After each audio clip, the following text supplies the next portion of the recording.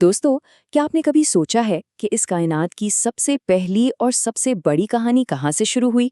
आज हम बिल्कुल वहीं से शुरू करने वाले हैं। हज़रत आदम अलैहिस्सलाम की तख्लीक का वो हैरत अंगेज सफ़र। एक ऐसा सफ़र जो आसमानों की चमकती हुई रूहानी रोशनियों से निकलकर ज़मीन की ठोस हकीकत तक पहुँचता है। एक ऐसा नूर जिसने पूरी इंसानियत की बुनियाद रखी। तो चलिए, इस मौजू की गहराई में चलते हैं और देखते हैं कि ये सब आखिर शुरू कैसे हुआ। अब ज़रा इस बात पर गौर करें। जब अल्लाह ताला ने ज़मीन पर अपना नायब, अपना खलीफा भेजने का इरादा ज़ाहिर किया, तो फरिश्तों के दिलों में एक बहुत ही फितरी सवाल पैदा हुआ। उन्हें लगा कि शायद ये नई मखलूक ज़मीन पर फसाद और खून खराबा करेगी। लेकिन, और ये लेकिन बहुत बड़ा है, अल्लाह ने उन्हें क्या जवाब दिया? मैं वो जानता हूँ जो तुम नहीं जानते। ये अल्फाज सुनने में जितने मुख्तसर हैं, उनकी गहराई उतनी ही ज़्यादा है। ये हमें बताता है कि अल्लाह की हिकमत हमारी या फरिश्तों की सोच से कितनी बुलंद है। इंसानियत के वजूद में आने से पहले का मंजर कैसा था? आंखें बंद करके तसव्वुर करें। एक मुकम्मल गहरी खामोशी। कायनात में कोई ज़मीनी ज़िंदगी नहीं थी, बस एक अजीब सा पुरसुकून रूहानी नूर हर तरफ बिखरा हुआ था। फिर अचानक इस सन्नाटे को तोड़ते हुए अल्लाह ताला ने तमाम फरिश्तों को अर्श आज़म के करीब जमा होने का हुक्म दिया। क्यों? क्योंकि अब एक नए खलीफे का ऐलान होने वाला था। ये वो लम्हा था जिसने कायनात की पूरी तारीख को हमेशा के लिए बदल कर रख दिया। तो इस नए खलीफे को बनाने के लिए मिट्टी कहाँ से आनी थी? ज़मीन से, बिल्कुल। और इस मकसद के लिए एक के बाद एक 4 अजीम फरिश्तों को ज़मीन की तरफ भेजा गया। पहले हज़रत जिब्राइल, फिर हज़रत मिकाईल और फिर हज़रत इसराफील अलैहिस्सलाम आए। लेकिन पता है क्या हुआ? ज़मीन ने रोना और गिड़गिड़ाना शुरू कर दिया। उसे डर था कि इस मिट्टी से बनने वाले इंसान गुनाह करेंगे और उस पर अज़ाब आएगा। ये सुनकर इन तीनों फरिश्तों के दिल पिघल गए। लेकिन आखिर में हज़रत इज़राइल अलैहिस्सलाम आए। उन्होंने जज्बात के बजाय अल्लाह के हुक्म को तरजीह दी और वो मिट्टी उठाकर ले गए। अब यहाँ एक बहुत ही दिलचस्प पॉइंट है। हज़रत इज़राइल की इस गैर मुतज़लज़िल फर्माबरदारी का क्या सिला मिला इन्हें? उन्हें एक बहुत ही अहम लेकिन भारी जिम्मेदारी दी गई।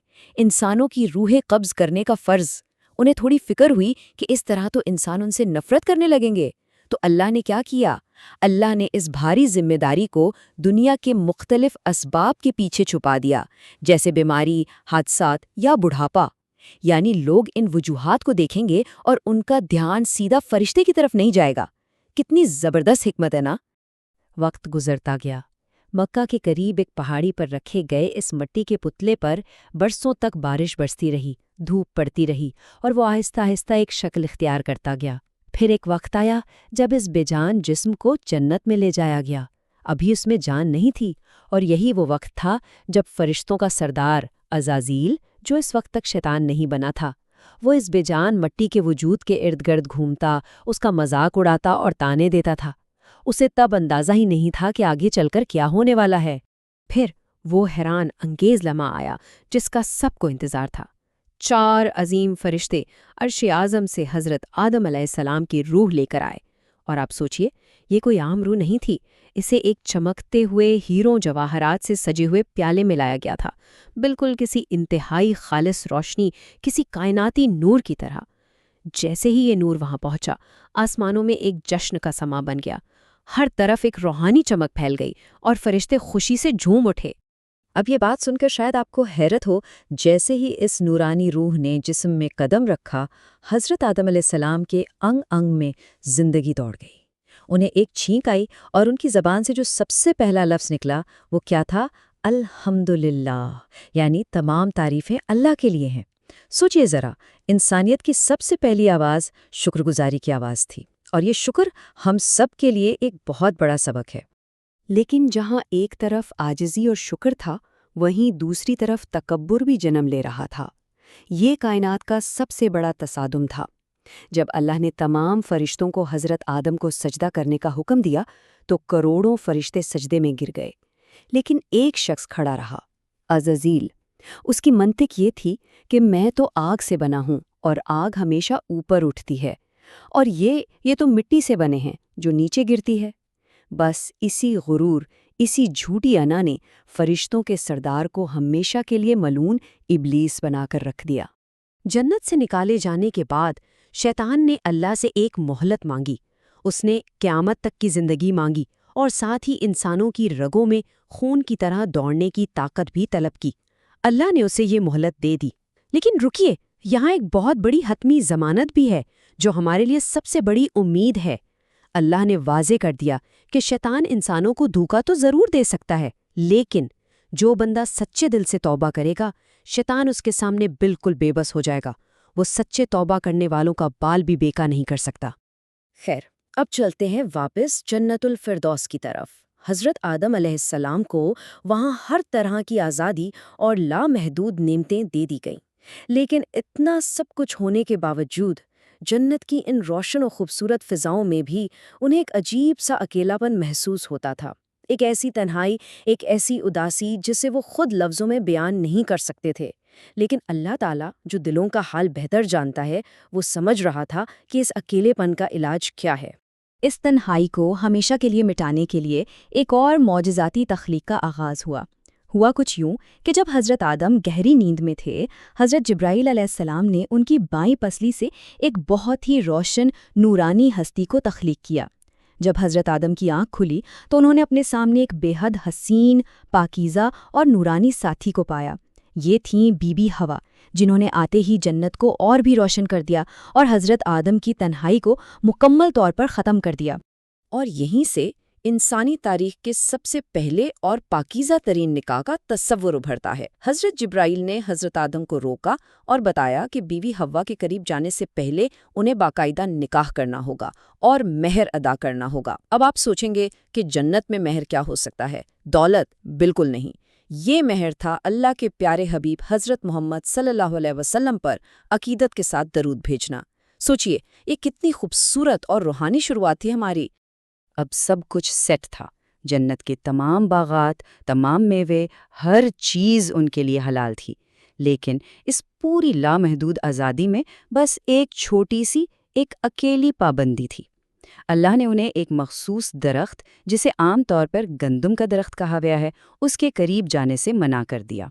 یہ پوری جنت میں ان کی واحد باؤنڈری لائن تھی، اور حقیقت میں یہ ہم انسانوں کے لیے فرما برداری کا سب سے پہلا اور سب سے عظیم امتحان تھا۔ لیکن شیطان چپ بیٹھنے والوں میں سے کہاں تھا؟ اس نے جنت کے محافظوں کو دھوکہ دینے کا ایک بڑا ہی مکارانہ اور مرحلہ وار پلان بنایا۔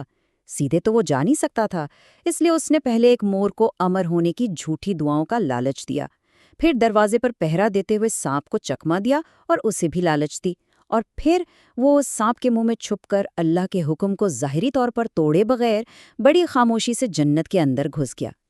کیا پلاننگ تھی اس کی دھوکہ دینے کی؟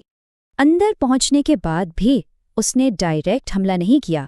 اس نے جھوٹے آنسوؤں اور جذباتی باتوں کا ایک ایسا الجھا ہوا جال بنا جس میں بی بی حوا کا معصوم دل الجھ گیا۔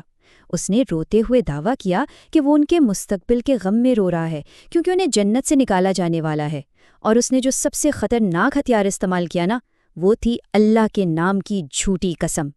بی بی حوا اپنی معصومیت میں یہ تصور ہی نہیں کر سکتی تھی کہ کوئی اللہ کی جھوٹی قسم بھی کھا سکتا ہے، اور بس وہیں ان کا دل پگھل گیا۔ اس جھوٹی قسم اور ہمیشہ جنت میں رہنے کے لالچ میں آ کر بی بی حوا نے وہ منع کیا ہوا پھل چکھ لیا اور حضرت آدم کو بھی پیش کیا، اور پھر وہ لمحہ آیا جس نے سب کچھ بدل کر رکھ دیا۔ وہ لقمہ گلے سے نیچے اترتے ہی ان کے جسموں پر موجود وہ نورانی چمکتے ہوئے جنتی لباس ان سے چھن گئے، وہ خوشبو غائب ہو گئی، اور اس کی جگہ ایک انتہائی شدید ڈر، شرمندگی اور ندامت کے احساس نے لے لی۔ اس نادانستہ نافرمانی کا نتیجہ کیا نکلا؟ انہیں زمین کی طرف اتار دیا گیا۔ ذرا سوچیے اس لمحے کو، نورانی جنت کی ان پرسکون فضاؤں سے نکل کر اب انہیں زمین کی بھاری اور ٹھوس حقیقت کا سامنا کرنا تھا۔ یہ صرف جگہ کی تبدیلی نہیں تھی دوستو، یہ روحانی اور جذباتی طور پر ایک بہت ہی مشکل سفر کی شروعات تھی۔ اب انہیں ان نعمتوں سے دور محنت اور مشقت کی دنیا کا سامنا کرنا تھا۔ لیکن آزمائش ابھی ختم کہاں ہوئی تھی۔ زمین پر آتے ہی انہیں ایک اور مشکل کا سامنا کرنا پڑا۔ انہیں الگ الگ مقامات پر اتارا گیا، حضرت آدم سرمند کی پہاڑی پر اور بی بی حوا جدہ کے علاقے میں۔ ان دونوں کے درمیان میلوں کا فاصلہ تھا۔ کافی عرصے تک ان کا آپس میں کوئی رابطہ نہیں تھا سوائے ایک چیز کے، اور وہ تھے ان کے مسلسل آنسو، ان کا پچھتاوا اور اللہ سے معافی کی مشترکہ تڑپ۔ کئی سالوں کے غم اور سچی توبہ کے بعد آخرکار اللہ کی رحمت کو جوش آ ہی گیا۔ جیسے ایک کالی رات کے بعد ایک چمکتا ہوا پرسکون سورج نکلتا ہے نا، بالکل ویسے ہی اللہ نے ان کی توبہ قبول فرمائی۔ اللہ نے انہیں معاف کیا اور پھر سے ایک ہونے کا، ملنے کا حکم دیا۔ یہ وہ انتہائی خوبصورت، تسلی بخش لمحہ تھا جہاں سے اس زمین پر ہماری یعنی نسل انسانی کی باقاعدہ اور محبت بھری شروعات کی بنیاد رکھی گئی۔ تو دوستو، اس پورے جائزے کے اختتام پر ایک بہت ہی گہرا سوال ہمارے سامنے آتا ہے۔ حضرت آدم اور بی بی حوا کی یہ کہانی ہمیں یہ سکھانے کے لیے کافی ہے کہ انسان ہونے کے ناطے غلطی ہونا ہماری فطرت میں شامل ہے، لیکن ہماری شروعات ہی اللہ کی لامحدود رحمت اور معافی سے ہوئی ہے۔ جب اتنی بڑی بھول کے بعد بھی رحمت الہی جوش میں آ سکتی ہے، تو کیا ہم اپنی زندگیوں میں سچی توبہ کے اس کھلے دروازے سے فائدہ اٹھانے کے لیے تیار ہیں؟ ضرور سوچیے گا اس بارے میں۔